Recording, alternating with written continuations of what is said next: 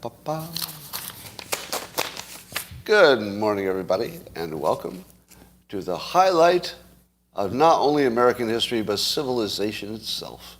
For those of you outside the United States, today is the 4th of July. We'll talk about that.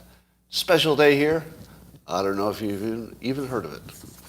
But, or for that matter, what could be less important than the holidays in a country where you don't live? Probably nothing.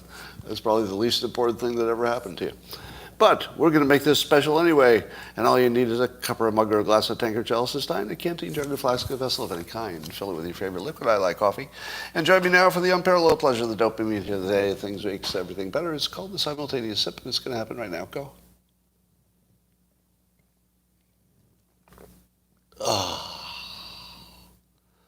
I have been waiting for this, and it was as good as I imagined. Well, you know that story about the so-called Patriot Front, the khaki-wearing young males who all look like they came out of the same printing press, and they're apparently associated with they're being called a white supremacist group, and they marched through downtown Boston, carrying police shields and flags and bearing the group's emblem. Now, what was it they were protesting for or against? Anybody? Anybody? They were protesting for what? They were protesting against what? Nothing. They coincidentally were protesting for or against nothing, and appeared just at the time that the Democrats are telling you, gosh, these Republicans like to get together and march on things and conquer them, because that's what the January 6 hearings are. Is it a coincidence that the group you most imagine is well named, they're a Patriot Front? Yeah, that's right. They're a front for something. Don't know what. But they call themselves a front for something. So they appear at exactly the time that their appearance would be most associated somewhat automatically in your mind with Republicans trying to conquer their republic by marching on the Capitol. Coincidence? Is it a coincidence that they have no cause and they're marching? Have you ever said to yourself, hey, let's get together because nothing's happening, and go have a march? Do you ever remember doing that? We're so calm today. There's nothing going on. Let's get together and all wear the same clothes and put on masks and march in a foreign city where it costs us money and our time. Why? Why'd they do that? Was it a recruiting effort? And so here's the weird thing. I'm reading the news, and I looked at, left, right, and Axios. They're somewhat in the middle. And they all cover this story the same way. They just tell you what happened. What's missing in the story? What's missing in the story is who are they? Why were they there? Did anybody talk to them and say, hey, why today? Why today? Well, like, what's happening? Are you protesting for or against abortion rulings? What? So they can't find their leader and they can't get a quote from the Patriot Front? Really, there's nobody who can get a quote from their leader saying, why were you there marching? Nobody. What the hell is going on? There's something so ridiculous about this whole thing. And I don't know what it is. I mean, we like to joke that they're all feds, but I don't know. I mean, that's just one of several possibilities. It seems at least as likely that it's just a Democrat operation, or it's a foreign intelligence operation. And when I say foreign intelligence operation, it doesn't mean that they're from other countries. It means that all you need is enough money to bribe a leader, and you can have any kind of grassroots movement you want. So you only have to convince the leaders. You don't have to convince the people. Buy off a leader, you got yourself a protest. I don't know if that's what happened, but since nobody's asking, I guess we have to guess. So you have to read an article. I don't do this often, but there will be assigned reading. And it's only because it's so good. It's good on two levels. One, the story is amazing. It's not too long, only take you a few minutes. And the writing is excellent. So I recommend it if you just like good writing, just to see what nice, clear sentences and clean thinking looks like. And it's a Substack article by Mark Hyman, Hyman. And I think it's free to subscribe if you want to see the rest of his Substack. But he's got a story about the Pulitzer honoring the New York Times and the Washington Post for their reporting about the Russia collusion. And the nature of the story is that basically the Pulitzer is a way to launder fake news. Now, that's not the way Mark says it. That's my interpretation of his better article. So read it in his words, to see it stated well. My own bad description of it is that the Pulitzer is basically a fig leaf for making you think that reporting is valid when maybe it wasn't so much. And at this point, we know that the New York Times and the Washington Post won Pulitzer Prizes for being duped about the biggest story in the country, for being duped, completely fooled about what was really going on. In the context that at least 30% of the country didn't need to do any research at all. And here's 30% of the country, roughly, doing as much research as the people who won Pulitzer Prizes. I give you now my impression of 30% of the regular public analyzing the Russia collusion charges. I don't think so. Nope. I'm not going to do a deep dive on this one, because that one is sort of obvious bullshit. There are all kinds of flavors of bullshit. I'm sure you've tasted them all. You got your subtle bullshit, your slight bullshit, you got your hyperbole. You've got all manner of massaging the facts and misleading and leaving out context. Oh, there's bullshit in every form. But you've never seen bigger bullshit than the Russia collusion story. Now, am I wrong that 30% of the public spotted it from the jump? Right? I mean, I did. I'm not sure what exactly I was saying at the time, but as soon as it came out, I said to myself, no, I don't believe that Trump, who is a germaphobe, urinated on a hotel bed with a hooker, or asked a hooker to urinate on a bed for any reason. For any reason. As soon as I looked at it, I was like, no, that does not look like that's true. All right. Now, I have to admit that I did not, therefore, go all the way to Hillary Clinton paid for it. My brain did not go there on day one. I could just tell that it was fake news by the nature of it. You just listen to it, you go, I don't think so. And by the way, I'm pretty sure I would have spotted this had the parties been reversed.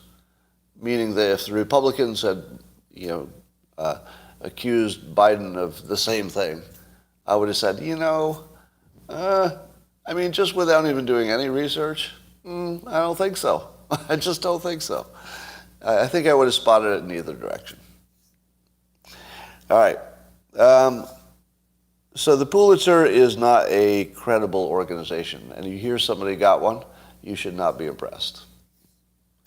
I say this because I've always wanted to win a Pulitzer Prize and never have.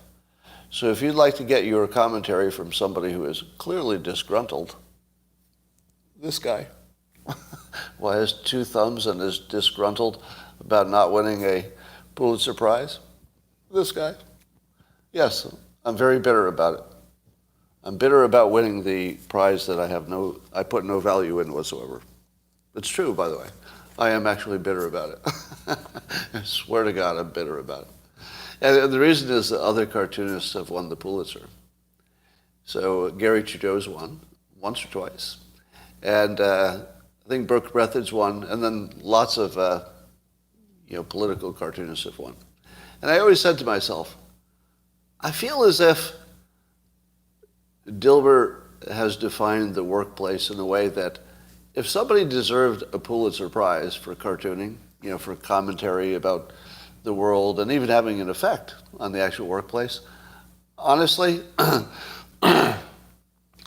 with complete humility, I deserve a Pulitzer Prize.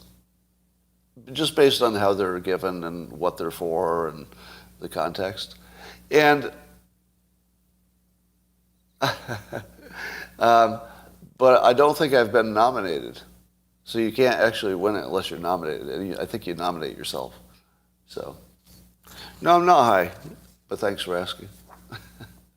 So somewhere halfway into my live stream, pretty much every day, or no matter what time of day, somebody says, I think he's high. Now, if you think that, now somebody says Gary Larson is 100 times better, and I agree, but you're off point. You're off point. Calvin and Hobbes is also the best cartoon that's ever been made, in my opinion. But Calvin and Hobbes doesn't get a Pulitzer because the commentary is not serious about the world. Right? Dilbert is actually serious commentary in humorous form. So you have to at least be political or social in nature before a Pulitzer is applicable. Right? Yeah, so I feel like I'm in that domain. All right. Here's an interesting factoid, a little positivity for you. So because of the Roe decision by the court, people are asking ridiculous questions about other things. And one of the ridiculous questions is, will the Supreme Court somehow make it illegal to have interracial marriage? Now, there are some predictions I make that I'm like, oh, I'm really like 90% sure. I'm not 100% sure. But this is the only one where I'm going to go out on a limb and say 100% sure interracial marriage will remain legal in the United States. Does anybody want to argue that point? I'm 100% sure it's not a problem. Anybody? Talk about a revolution. Oh my God. There's probably not a single thing that we've ever discussed that would be more volatile than that. All right, now I live in California. If I hosted a party at my house and just invited 100 people that I know from my social circle or whatever, there would be so many interracial marriages. Now, I live in California, so maybe there's just more of it. But I almost don't see the other kind. Where I live, it's mostly interracial.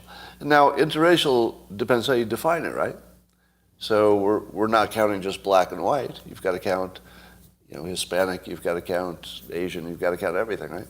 So interracial marriages where I live, I don't know. Like it is so far beyond anything you could ever reverse. Just no way. Define racial, yeah. So everybody might define it a little bit differently. But here's the point I was going to say. There's a scientific, let's say, idea that has been confirmed by studies. Of course, we don't believe studies are necessarily true unless they agree with our biases. And this one does, so I'm going to say it's good. Somebody says, lol, Pleasanton is not mostly interracial. I'm going to disagree with you. I'm going to disagree with you. Because I said if I threw a party of my social circle, I didn't say, a generic Pleasanton event. But I don't think you could have a generic Pleasanton event that wasn't just full of at least, Asian American plus others, Hispanic American plus others. There's less black-white where I live, but the interracial part is pervasive. I think whoever just said that Pleasanton doesn't have interracial marriages, I think you're discounting how many different groups there are. Because if you throw in Indian Americans, people born in India or not, it is very high, interracial marriage, very high, in a good way. So the idea is that proximity makes people less bigoted.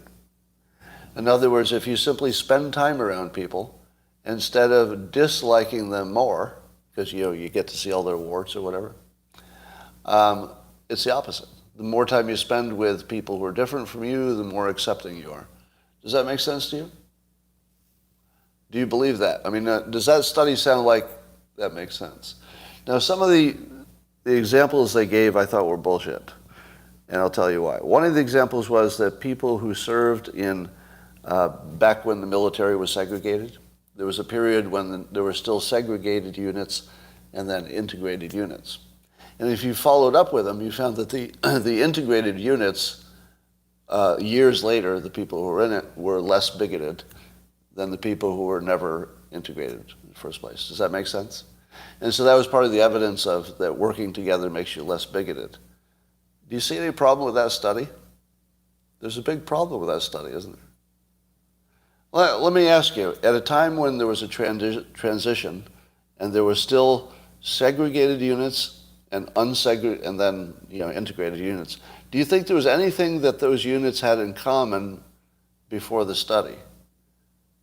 Almost certainly, the ones that were integrated first were in places where they thought it would work. Right? I'm just guessing that the units that perhaps were made up of or comprised of more, old Southern boys, so to speak, I've got a feeling that they didn't integrate right away. Like maybe they needed to wait to see if the Northern units worked it out, and once they did, everybody could do it. But I have a feeling that the ones who decided to integrate first had something in common. In other words, it was a group of people where you said to yourself, well, that could work with that group. But I'll bet there were other groups. I'll bet there were other groups where they just said, okay, let's wait on this group because these are all just severe racists in this group. So I'm not sure I believe the study. Do you? But it also tracks with my own understanding. Meaning that I would say that's true. I would say that exposure makes you more open to other people. Would you disagree with that? Is there anybody who would disagree with that, just sort of commonsensically? Or does your own experience say, yeah, the more time you spend with other people, the more accepting you are? Now, I'm almost positive that that proximity thing is why I'm so much more pro-immigration than a lot of you are. I'm almost positive. Because I have a proximity thing going on. If you take the people coming across the border illegally, or people who have and have recently, maybe it's the second generation, whatever. If you take that group as a class, I've had extensive exposure to them because of where I live. And my opinion is they're better than the people who are already here. Sorry. Now, when I say better, I don't mean, smarter, taller, better at sports. I don't mean their DNA is better or anything like that. Not in some way that you should care about. I don't think they're better. Here's how I think they're better. I just love the fact that they beat the odds, that they took on something enormously risky and dangerous to get to the United States to better their lives. In my opinion, and I know how distasteful this is for some of you, some of you are just going to hate this, especially on the 4th of July. But to me, America is not a border. We have to have a border, and I'm big on having strong borders and protecting them. So separate the fact that I think functionally you have to have a strong border, more strong than we have now. But I think America is a way of thinking. I think America is a vibe. I think America is a point of view. And the people who come here illegally, not all of them, I mean, they all come for their own reasons, but to me they come with more of an American vibe than the people who are already here and just were born into it and didn't work for it. Now, that's just a bias, right? Could I prove it? If I did a study, would it be backed up? I don't know. I have no idea. It is a complete bias that is informed by proximity. If you spend enough time around the people who came from below the border recently, you will love them. That's my opinion. If you spend enough time around anybody who came across the border, you could have a really good opinion of them. And it will definitely influence what you think about how tough we should be in sending people back or amnesty or all that. It completely changes once you've had direct exposure. Now, if the only thing you've done is watch Fox News and see these armies of brown people coming across the border, it does look like an invasion and it looks scary. But if you're in it, like you're seeped in it, as I am, not people who just came across the border, but if you're seeped in the culture, it's very embracing. And it's not scary at all.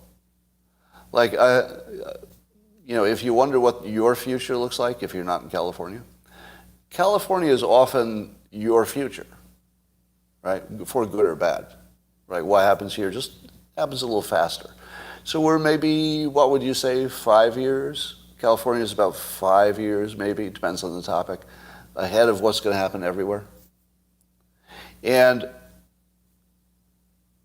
if you live here, I don't know anybody who has extended exposure to the recent immigrants who doesn't love them. I don't. Now, I'm sure they exist, and it has a lot to do with the town I live in, right? We're a pretty open town. So things are pretty good, like mentally, where I live. There's not a lot of hate, a lot of acceptance here. So I'm just giving you my view. Now, if you say, that's not how it feels where I am, well, that's the point. That is the point. It doesn't feel like that where you are. But here's what I don't see. I don't see anybody who is really surrounded by the immigrant culture who doesn't love them. I don't know anybody. In fact, privately, when people talk, they say, yeah, they're awesome. That's what people say behind their backs. So how would you like to be that? How would you like to be the immigrant community that when people talk about you behind your back, it's almost always positive? I mean, that's pretty good. Talk about managing your brand. That's pretty good. All right. Elon Musk visited the Pope, and the big news that came out of that is that I expected it would be like matter and antimatter, and that when they shook hands, there would be some kind of a black hole or explosion, and both of them would disappear in a giant fireball. That didn't happen, which shakes my confidence in everything I knew about reality. But I also wonder, what was the thinking of either Elon Musk or the Pope? Don't you say to yourself, I wonder if the Pope converted Elon Musk from being a non-believer. Elon Musk believes in the simulation. I wonder if the Pope tried or had any success moving Elon Musk to become more of a believer. And then I asked myself, well, which one of those two is more persuasive? Pope, A+. You don't become the Pope unless you got some serious Catholic skills, am I right? Like, there's a lot of work to become a Pope. That's not an easy entry-level job. So you have to say that the Pope probably is a real persuasive person, wouldn't you say? But he's not as persuasive as Elon Musk, which is interesting. Very rare situation. Somebody visiting the Pope who's verifiably, in my opinion, verifiably more persuasive than the Pope. I'll bet that's almost never happened. And it's probably almost never happened when the person who's more persuasive is not a believer. So what I'm wondering is if Elon Musk had any luck convincing the Pope to abandon his religion. I mean, there's no reporting on it. We don't know what they talked about. But I don't know. I'd be a little worried if I were a Catholic and my Pope spent 10 minutes with the most persuasive person on the planet who also thought we lived in a simulation and that my religion wasn't real. I'd be worried about it. I'd be worried about that. No, I'm just joking. But it is weird that the world's biggest non-believer, or at least most famous for being a non-believer, would visit the Pope, of all things. It's a wonderful world. I'm glad that he did. Well, in California, a lot of Californians are getting what they call inflation relief checks. inflation relief. And so I was quite excited about this because I live in California, and so I thought, oh, I can't wait to get my inflation relief check. Let's check the eligibility. I will not be receiving a check. I will not be receiving a check. But I'm not alone.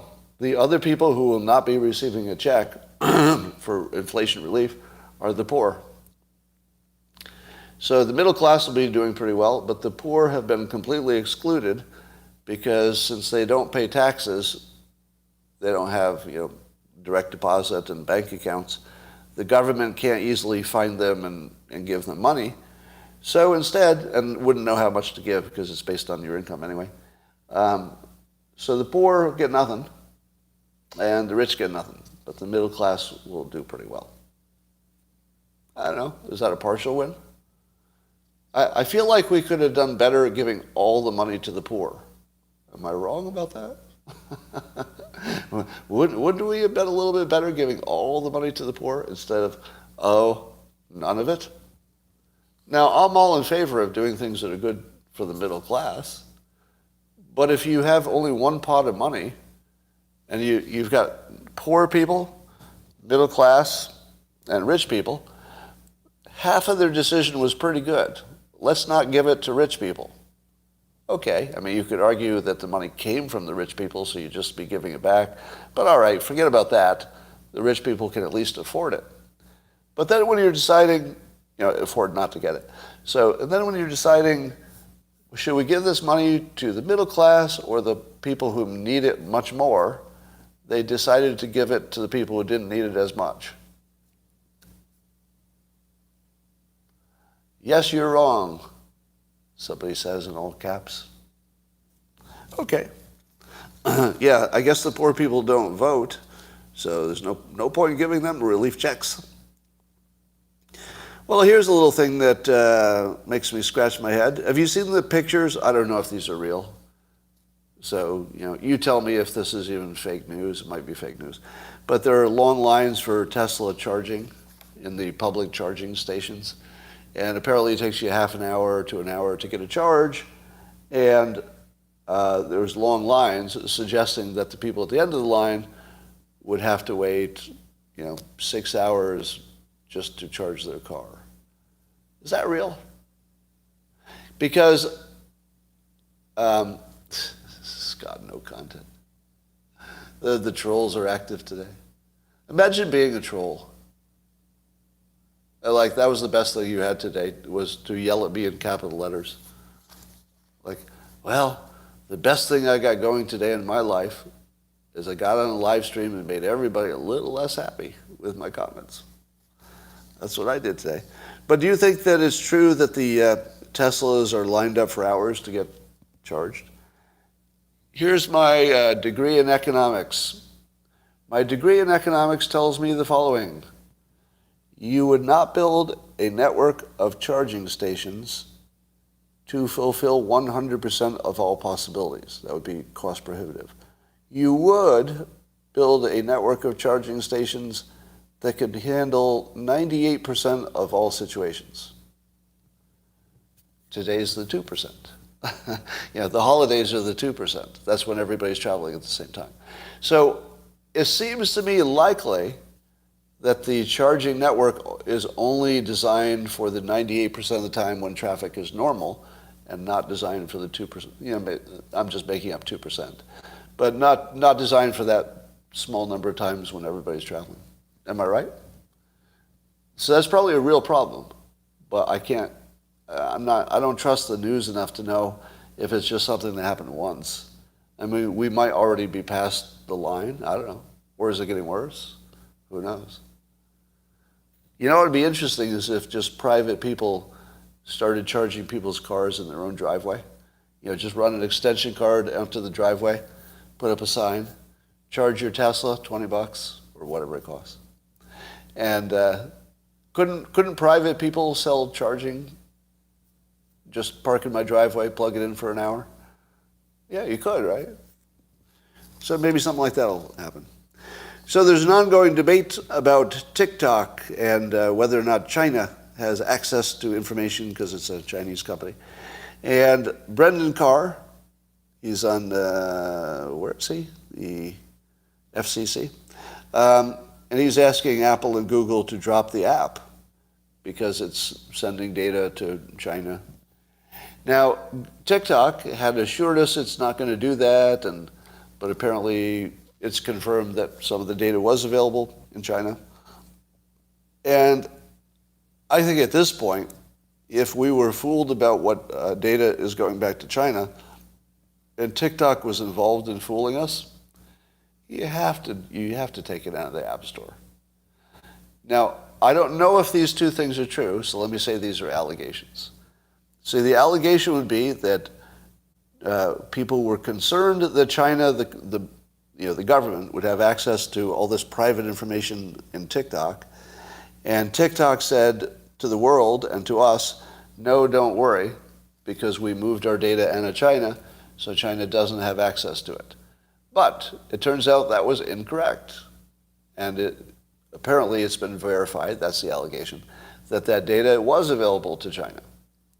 Now, under those circumstances, can you let that company remain in business? I don't think so. What does your business and managerial leadership instinct tell you? If a company lied to you about something that basic, does the Chinese government have our private information? No. Chinese government? Heck no. There's no way the Chinese government is going to get any of this information. It did? Oh, well, yeah, it got a little of it.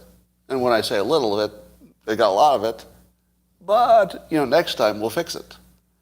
Well, can you fix it for sure next time? Because you said last time that they couldn't get it, and then they did. But why would we trust you the second time? Why would we lie to you? Have we ever lied to you? Yeah. You literally just lied. Allegedly. You literally just, allegedly, lied to us. You said they didn't get it, and then we proved that they were. Why would you act differently the second time, given that the Chinese government probably really wants that information? Why would we trust you that when you say it's not going there? And the answer is you can't.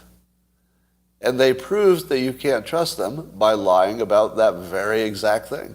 You don't even have to say they're liars in general, so we worry that they would lie about this specific thing. You don't even have to do that, because you could say they just lied on this very specific thing.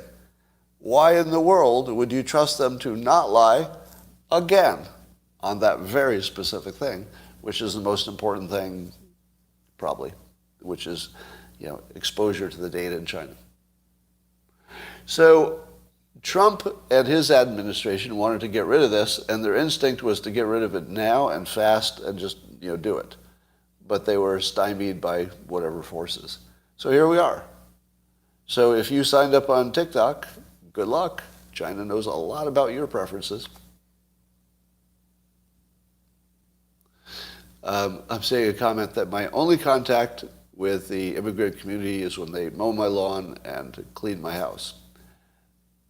Not true, right? So I don't think you listened to anything I just said. If you live here, you're steeped in it. It's just everywhere. It's just everywhere you go, it's everywhere. Like it's in the personal life, it's in the schools, it's every business you go to. When I DoorDash, sometimes the person speaks English, right? So if you live here, you're steeped in it. It's not something that you see in passing. You're in it. You're swimming in it. All right. Some of you are wondering what happened with the special live stream I started last night. Now, I already explained this to the people on Locals, but if there's anybody on YouTube who saw me tweet about it, I started one that I had to bail out of because something came up. So that's all you need to know. So it doesn't exist. If you're looking for it, it was never completed.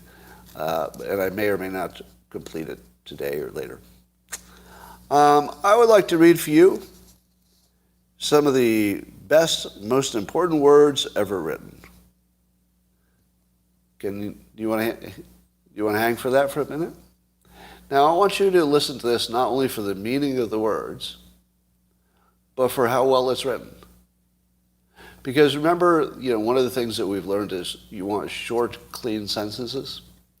But in the old days, they didn't write these short, clean sentences. They wrote these amazingly big, long, complicated ones. And it's really hard to write a really amazingly long, complicated sentence and then have people read it and be inspired and understand it. You've got to really be a good writer to do that. So I'm going to read you some of the best writing I've ever seen in my life, which violates a lot of rules of writing. And I want you to see if it has a historical meaning that is still relevant today. So see if there's any relevance to this today. You might recognize this. When in the course of human events it becomes necessary for one people to dissolve the political bands which have connected them with another, and to assume among the powers of the earth the separate equal station to which the laws of nature and nature's God entitle them, a decent respect to the opinions of mankind requires that they should declare the causes which impel them to the separation. My favorite sentence. I love that. We hold these truths to be self-evident, that all men are created equal, that they are endowed by their Creator with certain unalienable rights, that among these are life, liberty, and the pursuit of happiness, that to secure these rights, governments are instituted among men, derived their just powers from the consent of the governed, that whenever any form of government becomes destructive of these ends, it is the right of the people to alter or to abolish it, and to institute a new government, laying its foundation on such principles and organizing its powers in such form as to them shall seem most likely to affect their safety and happiness. Prudence indeed will dictate that governments long established should not be changed for light and transient causes, and accordingly, all experience hath shewn that mankind are more disposed to suffer while evils are sufferable, than to right themselves by abolishing the forms to which they are accustomed. But when a long train of abuses and usurpations, pursuing invariably the same object, evinces a design to reduce them under absolute despotism, it is their right, it is their duty, to throw off such government and to provide new guards for their future security. Such has been the patient sufferance of these colonies, and such is now the necessity which constrains them to alter their former systems of government. The history of the present King of Great Britain is a history of repeated injuries and usurpations, all having in direct object the establishment of an absolute tyranny over these states. To prove this, let facts be submitted to a candid world. And so they did.